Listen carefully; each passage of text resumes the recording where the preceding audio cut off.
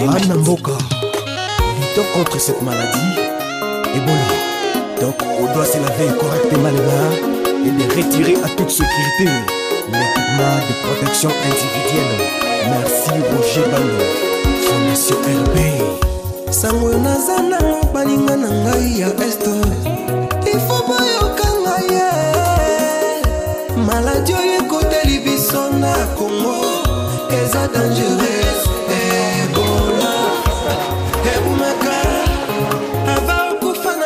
Il faut souffrir. Basi tujikinga kwani ugonjwa huambukiza.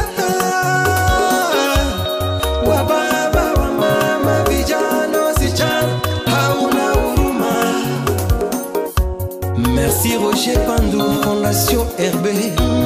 Kutukumbuka kututumia vyombo vya kuosha mikono.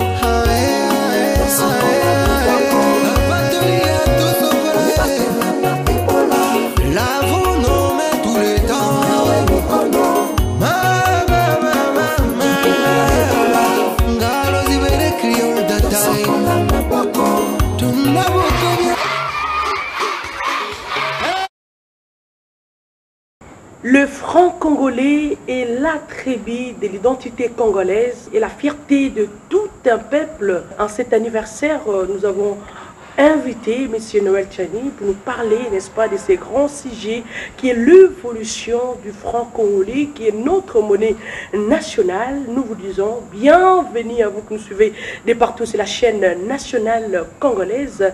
Merci de nous choisir. Sans plus tarder, qu'est-ce qui a milité à la création du franc congolais? Oui, effectivement, le franc congolais, vous savez, c'est le symbole de l'unité nationale. Et même la confiance de tout un peuple. C'est la confiance, le symbole de l'unité nationale, de la souveraineté nationale. C'est notre monnaie nationale. Lorsque le président Laurent Désiré Kabila arrivait au pouvoir, je crois que c'était le 17 mai 1997, il m'appela, j'étais à Washington, assis confortablement dans mes fonctions à la Banque mondiale. Il me demanda de venir immédiatement en République démocratique du Congo. Je lui ai demandé, mais pour faire quoi? Il dit, votre pays a besoin de vous. Quand je débarque ici, il me reçoit. Il me dira, il veut que nous changions immédiatement notre monnaie nationale. À l'époque, on avait le Zaïre monnaie. Alors, je lui ai demandé pourquoi est-ce que vous voulez changer la monnaie immédiatement. Le Zaïre avait des problèmes pour créer. Le Zaïre, il y avait des problèmes. Il y avait des problèmes, effectivement. Les premiers problèmes qu'il y avait, c'est que le Zaïre était tellement dévalué qu'il fallait des quantités de billets de Zaïre comme ça pour faire une petite transaction. Même pour acheter, il avait perdu toute la valeur. Ça, c'est la première raison. Mais la deuxième raison la plus importante qui avait poussé l'ancien chef de l'État, M. Laurent Désiré Kabila, à changer la monnaie immédiatement, c'est le fait que les billets de Zaïre portaient l'effigie du maréchal Mobutu, que lui, Kabila, venait de renverser.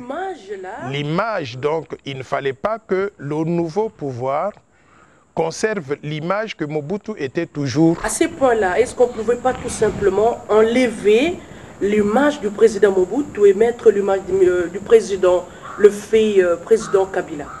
Ben, en faisant ça, en enlevant l'image du président, on introduit de nouveaux billets. C'est ça qu'on appelle une réforme monétaire. Donc, le président Kabila m'avait demandé d'aller à la Banque centrale, de mettre en place toute une commission de réforme de la monnaie et de penser à remplacer la monnaie Zaïre monnaie pour qu'on ait une nouvelle monnaie. Mais il y avait aussi une troisième raison qui était importante. C'est le fait que le Zaïre, en tant que pays, était coupé en des morceaux.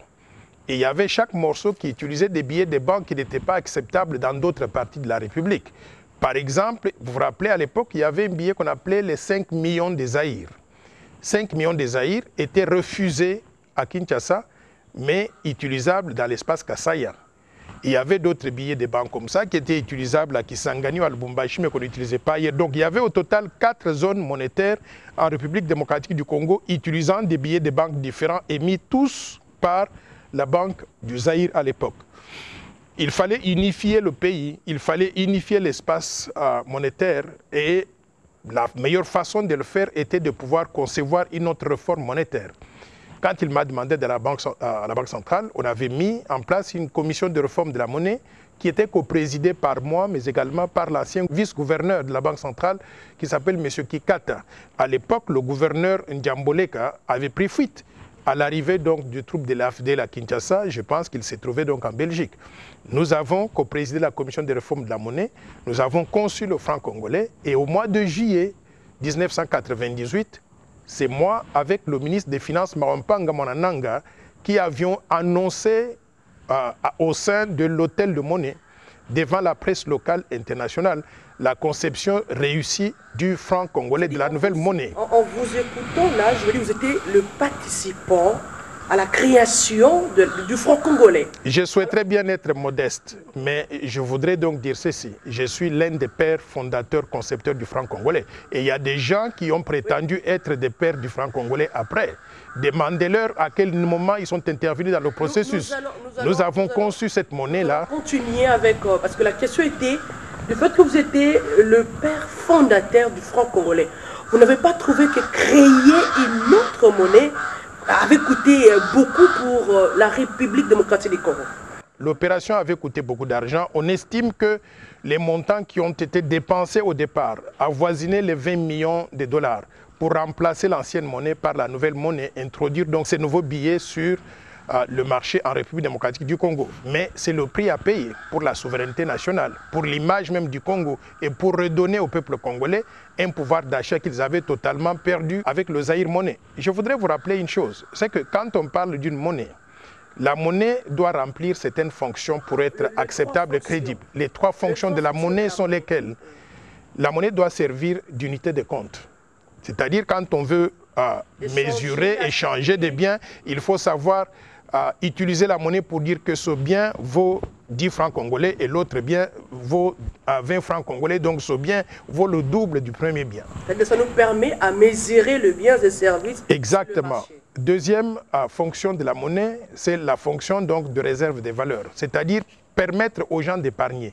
Si vous avez de l'argent aujourd'hui et vous voulez épargner, vous ne voulez pas dépenser cet argent, vous voulez conserver ça pour utiliser dans 5 ans ou dans 10 ans, vous pouvez avoir des actifs monétaires, de l'argent, vous pouvez mettre dans votre compte bancaire et vous savez que dans 10 ans ou dans 5 ans, vous aurez toujours votre argent plus les intérêts, bien sûr. Ça doit conserver de la valeur et n'avoir qu'une valeur qui augmente grâce au mécanisme des intérêts. Troisième, unité de valeur, unité de compte et réserve donc des valeurs. Alors, ces 3 fonctions-là, lorsque une monnaie ne peut plus donc les remplir, en ce moment-là, la monnaie ne vaut rien. C'est ça qui est arrivé avec le Zaïre monnaie. La monnaie ayant perdu toute la valeur, il fallait reconsidérer une autre réforme monétaire pour donner au peuple congolais une monnaie qui allait maintenant rassembler toutes ces 3 caractéristiques que je venais donc de mentionner, les fonctions essentielles d'une monnaie. C'est ça que nous avions fait. On a conçu donc le franc congolais et nous avons dégagé donc les anciens Zaïre au taux de 1 dollar égal à 1,3 francs congolais. L'idée était de faire ceci, de diminuer en quelque sorte donc la taille des billets de banque qu'un individu devait avoir pour faire une seule transaction en monnaie locale. Donc c'est ça que nous avions fait. En d'autres termes, nous avions introduit un franc congolais égal à 72 cents d'un dollar. 72 cents, donc 72 points d'un dollar centime. Est-ce qu'il n'y avait pas d'autres politiques, n'est-ce pas, à dire au fait président Kabila pour conserver l'ancienne monnaie qui était le Zaïre? Vous devez comprendre le contexte dans lequel nous évoluons ici. Le nouveau président arrive, chasse l'ancien. Il n'y a pas eu donc changement pacifique au sommet de l'État. On a chassé l'ancien président de la République, le maréchal Mobutu, qui est parti. Il a pris fuite. Le nouveau président arrive, il va d'abord asseoir son pouvoir. Il veut montrer que c'est lui qui est en charge. Tout ce qui était symbole du pouvoir de l'ancien président, il voulait s'en débarrasser. Et l'un des symboles du pouvoir était la monnaie. Et vous vous rappelez que Mobutu avait même mis sur le bâtiment de la Banque centrale sa photo. C'était l'effigie du pouvoir pour lui. En d'autres termes, il fallait remplacer tout ce qui était lié à Mobutu et maintenant introduire donc des nouveaux symboles de nouveaux pouvoirs. La quatrième raison importante, c'est que le Zaïre monnaie était tellement discrédité que la dollarisation était partout. Les gens avaient abandonné la monnaie nationale et s'étaient réfugiés derrière l'usage du dollar américain comme étant la monnaie de substitution, cette monnaie qui remplissait les trois fonctions que le Zaïre monnaie avait perdues. Donc, la réforme monétaire avait comme objectif de satisfaire à 3 ou 4 choses suivantes. 1. Remplacer les symboles du pouvoir de Mobutu pour les remplacer maintenant par une nouvelle monnaie qui allait montrer au peuple congolais que les choses ont changé. 2. Il y avait 4 zones monétaires. Il fallait remplacer le Zaïre monnaie par une monnaie qui allait unifier toute la zone monétaire au Congo pour que tous les Congolais commencent à utiliser une seule monnaie plutôt qu'avoir à Kinshasa, on utilise donc les billets de 5, on refuse les billets de 5 millions de Zaïre qu'on utilisait donc au Kassai et ainsi de suite là. 3, maintenant, la nouvelle réforme monétaire avait pour ambition de mettre fin à la dollarisation pour que les Congolais abandonnent l'usage des monnaies étrangères et commencent à utiliser simplement leur monnaie nationale, symbole de la fierté nationale et de la souveraineté nationale. Donc, ces 3 éléments étaient importants à réunir à travers la nouvelle réforme monétaire. 4, maintenant, il fallait faire une monnaie qui allait faciliter les transactions donc, entre Congolais.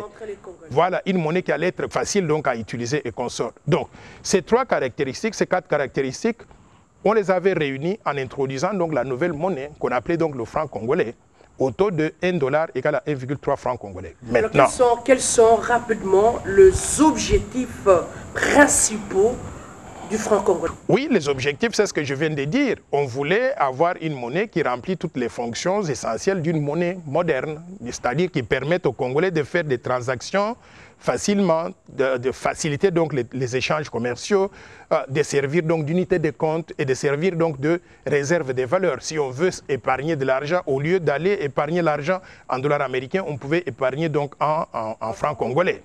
Donc, ces caractéristiques, au départ, quand on a introduit la monnaie, nous étions convaincus que la monnaie allait conserver de la valeur. Mais il y a eu des erreurs qui étaient commises dès le départ. Est-ce qu'on peut encore les dire aujourd'hui qu'elles remplissent bel et bien toutes les 3 fonctions? Malheureusement, 22 ans après l'introduction du franc congolais, je suis au regret de dire à tous nos compatriotes que nous avons échoué en tant que pays.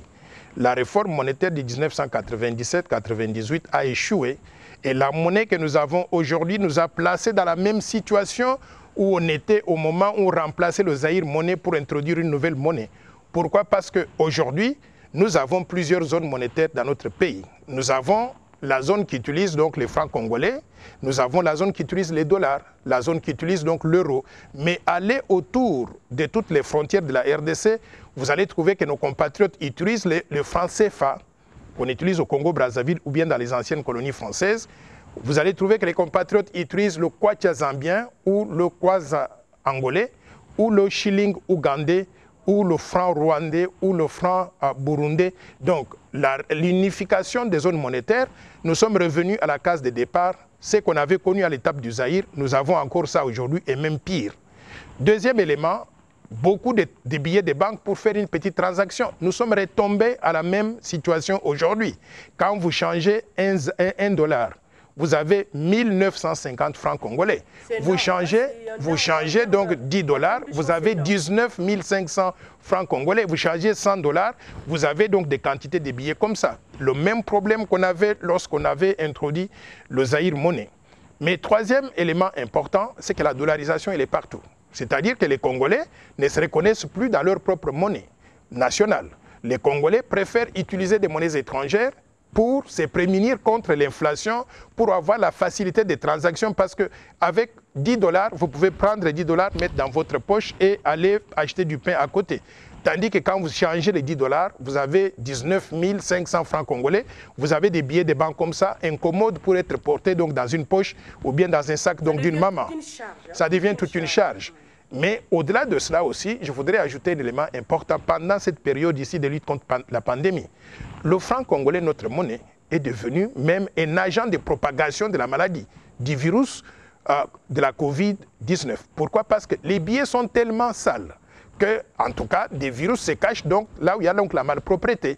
Et je dirais que nous devons envisager de pouvoir mettre fin à cette situation donc des billets malpropres dans notre économie pour préserver la santé de nos populations, parce que si on ne le fait pas, la maladie se transmet à travers donc, ces billets donc, des banques. Donc voilà plus ou moins les conditions de la monnaie que nous avons aujourd'hui. Donc notre réforme monétaire de 1997 a échoué. A échoué jusqu'à vous qui étiez le fondateur de cette monnaie.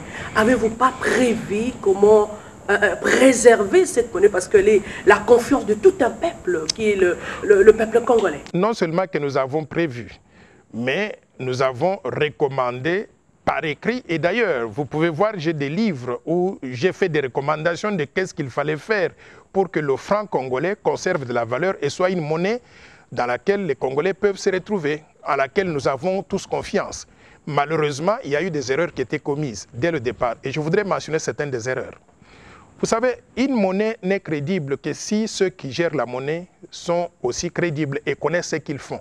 La première erreur qui a été faite dès le lancement du franc congolais, c'était la désignation du gouverneur de la Banque centrale du Congo. Qu'est-ce que ça a à faire avec la monnaie? J'arrive. La première erreur. La première erreur, pourquoi? Parce que, vous savez, quand vous avez un gouverneur de banque centrale, les gens doivent regarder le gouverneur et se dire « Waouh, nous avons confiance que cette personne sait ce qu'il fait et il va gérer notre monnaie dans l'intérêt du peuple congolais ». La désignation de Jean-Claude Massangou comme gouverneur de la Banque centrale ne répondait à aucun de ces critères-là. C'était la première erreur. Oui. Alors ceci, il y en a plusieurs. Plusieurs erreurs maintenant. Deuxième erreur, c'est que notre pays n'a pas bénéficié de ce que j'appelle la stabilité politique qu'il fallait. Une monnaie n'aime pas des bruits de bottes. Une monnaie n'aime pas l'instabilité politique. Dans notre pays, aussitôt qu'on a lancé la monnaie, il y a eu des attaques. Vous vous rappelez, les Rwandais qui ont attaqué donc la RDC, il y a eu une guerre. Donc l'instabilité politique permanente depuis ce temps jusqu'à présent a fait qu'on a dépensé tout l'argent à se défendre, à faire des dépenses militaires plutôt qu'à développer l'économie. Donc l'instabilité politique n'a pas pu soutenir toutes les transactions économiques. La monnaie n'a pas pu résister aux pressions budgétaires qui étaient imposées par le fait qu'il y avait la guerre dans notre pays pendant très longtemps. Et non seulement cette guerre-là en 1998-99, non seulement cette guerre, mais il y a eu aussi les groupes rebelles, entretenus d'ailleurs pendant plusieurs années, depuis ce temps-là jusqu'à aujourd'hui. Vous vous rappelez les Bosco Ntaganda qui contrôlaient donc l'Est de la République. Il y en a plusieurs, tous ces groupes rebelles, les ADF, ainsi de suite, jusqu'à aujourd'hui. Troisième élément important, c'est que maintenant, au niveau du gouvernement, on n'a pas eu une véritable vision de développement économique qui mettait en œuvre des politiques économiques bien réfléchies. On a fait un pas en avant et des politiques qui vous ramenaient donc en arrière. On parlait de la réforme des entreprises publiques. Et il n'y a pas jusqu'à présent de politique monétaire ou de politiques économiques conséquentes par rapport à la réalité économique du pays. J'arrive. Je disais que les politiques économiques mises en œuvre par le gouvernement n'étaient pas cohérentes pour arriver à créer un bon environnement, attirer des investissements d'une façon pérenne et lancer la machine de production, produire localement. Nous nous sommes limités à produire des matières premières qu'on exporte à l'état brut à l'extérieur sans transformation immédiate donc dans le pays. Nous nous sommes donnés à importer même notre propre nourriture alors qu'on pouvait produire localement des biens agricoles, les produits d'élevage et de pêche. Donc, nous avons dépensé tout notre argent pour acheter de l'extérieur ce que l'extérieur produisait pour renforcer l'économie des pays extérieurs, tandis que notre propre économie, nous l'avons donc totalement abandonnée. Donc, politique économique au niveau du gouvernement, il n'y a pas eu de vision dans ce sens-là. Quatrième élément, la politique budgétaire. Nos gouvernements successifs se sont donnés à dépenser trop d'argent que ce qu'ils pouvaient avoir donc dans les caisses. Politique budgétaire donc qui n'est pas cohérente, qui n'est pas orthodoxe, dans la mesure où vous avez trouvé des déficits budgétaires étaient énormes.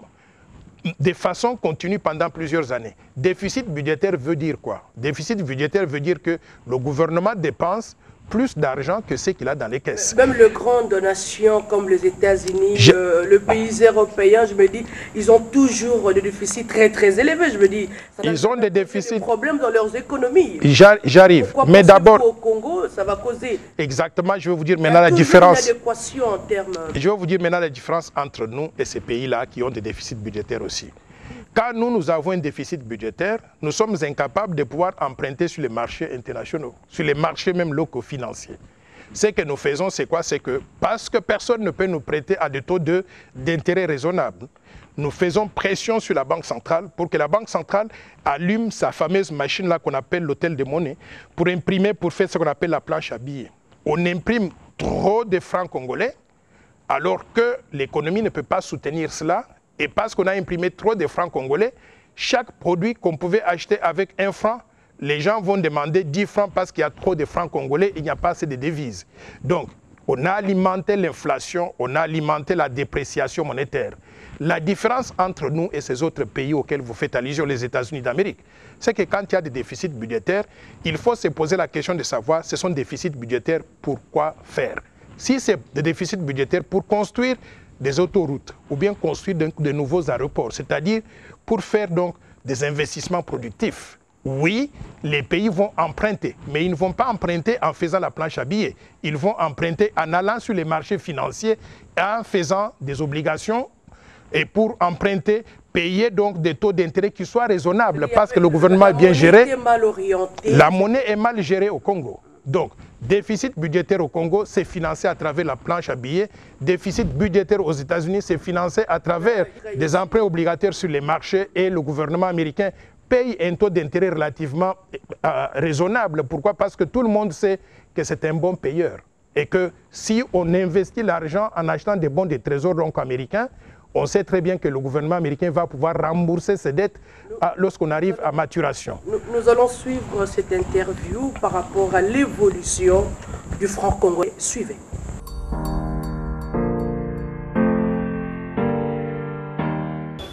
Bon, mbongo pona ngai franc congolais. Au début, tango musée a salaki franc congolais, ils allaient tenir.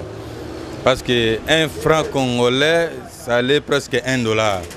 Mais le lot, de plus en plus, francs congolais perdent de valeur face à $. Ça se justifie parce que l'économie Yamboka est basée sur importer. Alors, mbongo, il faut y aller parce que les opérateurs économiques travaillent en fonction du dollar. Dollar wana awa ezo diminuer valeur à franc congolais na biso. Pour nanga eloko na kosenga kaka ezaki gouvernement meka ko revoir place wana pour franc congolais ezo valeur nango il faut ba meka pe ko tala na point wana balukela biso biloko tokobanda ko soma ngo awa na franc congolais na biso et ko maintenir au lieu que nyonso zo dépendre na dollar lelo alors ça n'honore pas nyonso lelo comme ko dépendre na dollar ba magasin nyonso ba. En tout cas, tout dépend des dollars. Le lot $1 est commis 2020. En tout cas, c'est tout ce que je peux dire. C'est regrettable aujourd'hui. Comme on a Mbongo et Mboka, ils ont perdu de valeur devant monnaie étrangère.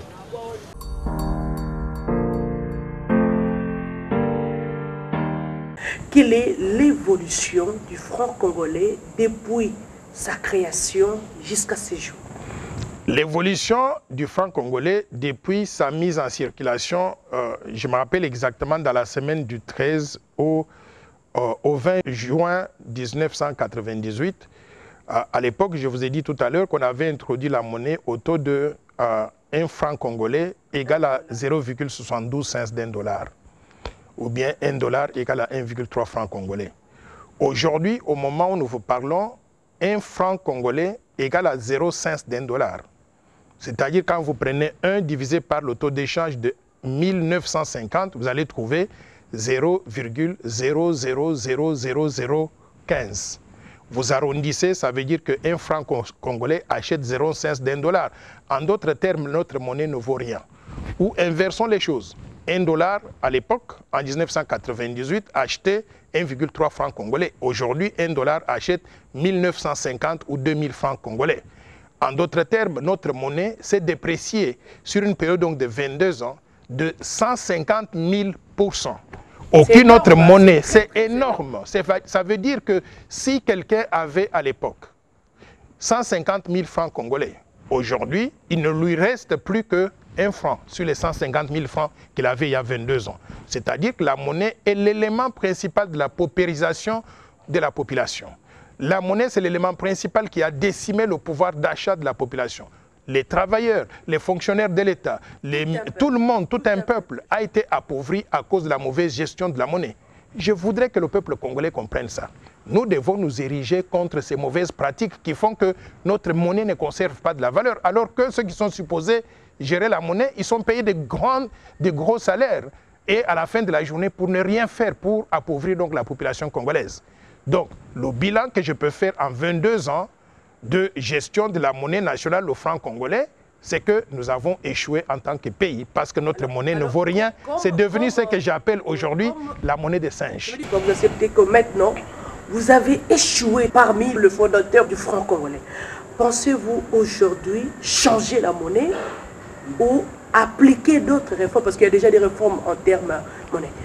Je suis l'un des pères fondateurs du franc congolais, des concepteurs du franc congolais. Je n'ai jamais participé à la gestion de la monnaie. Allez sur Google, mettez Noël Tchani, Arthur Malumalu, Reuters. Vous allez voir l'article qui a été publié par Reuters. C'est une agence d'information américaine qui vous indique qu'au mois de juillet, j'avais annoncé aux côtés du ministre des Finances, Mawampanga, à l'hôtel des monnaies de la Banque centrale, la création réussie du franc congolais et la décomposition donc de toutes les subdivisions monétaires et la sélection même des firmes pour imprimer donc la monnaie. Donc je suis véritablement l'un des pères, sinon le père créateur, donc fondateur du franc congolais. Ceux qui sont venus après et ont essayé de se donner du crédit, ce sont des gens qui ne sont pas très sincères. Monnaie ou appliquer d'autres politiques parce pour que, donner de la valeur à cette monnaie. Oui, je voulais clarifier qu'ayant conçu le franc congolais, je n'ai pas participé à la gestion du franc congolais. L'échec doit être partagé par ceux qui ont géré la Banque centrale depuis ce temps-là jusqu'à aujourd'hui, qui ont géré l'économie, qui ont géré la Banque centrale. Moi, je n'ai ni géré l'économie, ni le budget de la RDC, ni la politique monétaire. Je ne fais pas partie de ceux qui ont échoué dans ce domaine monétaire. Maintenant, qu'est-ce qu'il faut faire?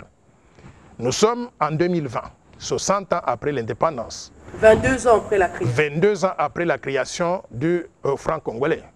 Je propose que nous fassions le contraire de ce que nous avons fait jusqu'à présent. Et je vais énumérer les choses que nous devons faire si nous devons doter le Congo d'une monnaie nationale qui conserve de la valeur. La première chose, je vous ai dit qu'on avait l'instabilité politique permanente. Je veux que notre gouvernement investisse tous les moyens qu'il faut pour établir la paix et la sécurité sur l'ensemble du territoire national. Qu'on en finisse avec les troupes rebelles, qu'on ait la paix et la sécurité sur l'ensemble du territoire national. Je vous ai dit que notre pays ne produisait pas. On importait du tout, y inclut les biens de consommation et les biens d'équipement. Je veux que notre pays ait une nouvelle vision de développement pour produire localement tout ce dont nous avons besoin pour notre consommation, mais également pour relancer la production nationale dans tous les secteurs.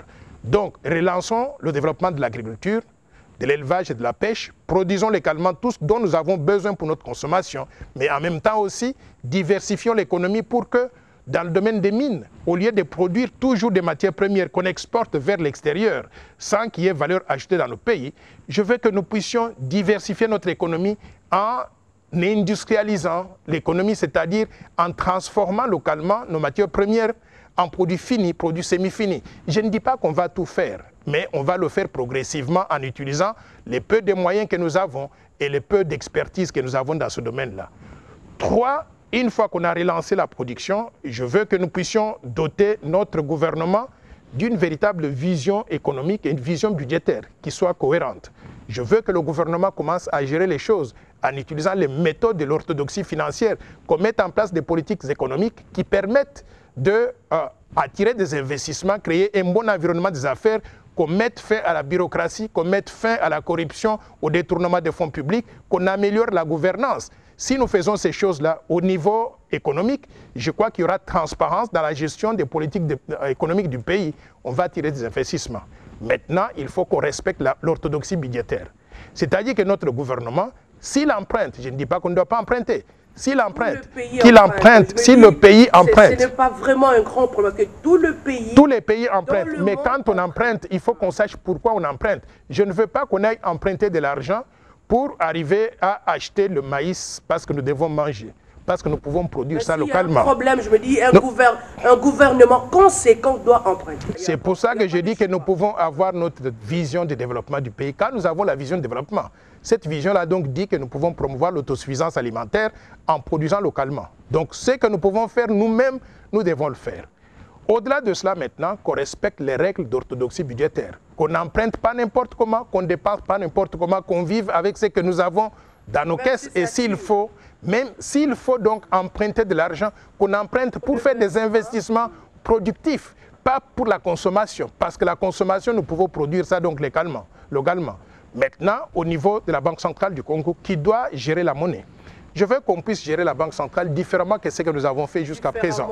Différemment, c'est-à-dire, vous avez suivi dans le procès de Vital Kamerhe et M. Djamal, la Banque centrale qui reçoit des instructions de la part du directeur de cabinet du chef de l'État et le même jour, la Banque centrale, non seulement qu'elle n'a pas d'argent pour payer les factures, elle va utiliser les réserves d'échange. Non, messieurs, mesdames, les réserves d'échange ne doivent pas être utilisées comme ça. Les réserves d'échange doivent être conservées pour l'intervention, par exemple, de la banque sur les marchés monétaires pour stabiliser la monnaie. Les réserves d'échange peuvent être utilisées pour des raisons d'intérêt stratégique. Quand on a vraiment des besoins, comme on a attaqué le Congo, nous n'avons pas d'autre choix que d'utiliser donc ces réserves-là pour acheter des munitions ou défendre le pays. On peut les utiliser.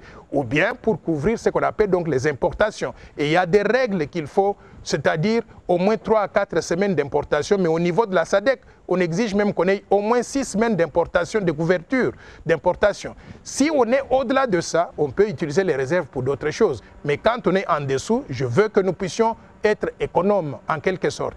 Travailler en serrant la ceinture pour que nous puissions satisfaire à ces ratios. Travailler en serrant la ceinture. Non, ça ne peut pas tuer. Pourquoi? Parce que je vous ai dit, quand on a une vision de développement, il y a d'autres aspects qui sont couverts, notamment la production. Allez au plateau de Bateke. Moi, je suis en train d'acheter des hectares de terre au plateau de Bateke parce que nous pouvons produire localement. Vous m'avez posé une question à laquelle je n'ai pas encore répondu. Si on était prêt pour une autre réforme monétaire, je voudrais répondre en disant oui. La population, elle est prête à avoir une nouvelle monnaie ou bien à soutenir la monnaie.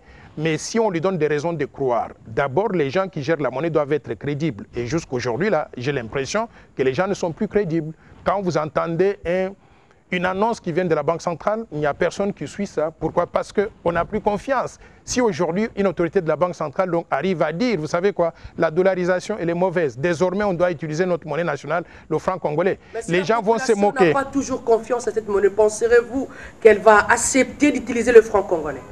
La population aura confiance si la nouvelle monnaie est gérée d'après de nouvelles règles par de nouvelles personnes qui leur donnent des raisons de penser que les choses ne vont plus se faire comme dans le passé. Mais si on fait les mêmes choses comme on les a faites pendant les 22 dernières années, c'est-à-dire planche à billets, c'est-à-dire utiliser des réserves d'échange pour payer donc des maisons préfabriquées, dans ces conditions-là, la population ne peut pas croire. Aujourd'hui, cette population elle est devenue éduquée. Elle comprend. Elle sait que quand les autorités monétaires donc, font ces choses-là, en réalité, on ne peut pas croire donc, dans notre monnaie nationale. Et je voudrais aussi souligner quelque chose de très important. Il faut que la population congolaise et surtout les hommes politiques congolais comprennent ça. Nous n'allons pas avoir une monnaie nationale crédible si nous ne donnons pas l'indépendance à la Banque centrale du Congo. L'indépendance veut dire... Elle est indépendante, je me dis. Elle est indépendante sur théorie. La Banque centrale du Congo, elle est indépendante. Elle est indépendante sur papier. Allez dans l'article 176 de la Constitution. Elle dit que la Banque centrale est autonome et indépendante. Mais quand vous voyez le comportement des autorités de la banque, ils font tout sauf être indépendants. Par exemple, quand vous êtes indépendant, vous ne recevez pas le coup de fil du directeur de cabinet du chef de l'État qui vous dit que vous devez payer les maisons préfabriquées et vous allez puiser dans la réserve d'échange. L'indépendance aurait dicté à ces autorités monétaires de pouvoir dire non, monsieur le directeur de cabinet, nous aimerions bien vous aider à appuyer donc la politique du gouvernement. Merci. Mais malheureusement, nous n'avons pas de moyens pour pouvoir donc payer ces factures-là. Nous vous demandons de pouvoir différer cela à plus tard lorsque le pays aura donc des moyens. Merci, M. Tchani, de nous avoir invité, n'est-ce pas, parce que vous nous avez invité. Et puis merci d'accepter cette émission sur l'évolution du franc congolais, étant donné cofondateur de la monnaie congolaise, redonner à cette monnaie la confiance et la population ayez confiance à cette monnaie car elle fait notre fierté, comme je l'ai déjà annoncé au début. Et pour redonner cette confiance, il faudra aujourd'hui ou demain que la quantité de la masse monétaire en circulation soit égale à la quantité de biens et services produits en République démocratique du Congo. Nous vous disons merci de votre fidélité et de nous avoir choisis. Au revoir et à la prochaine.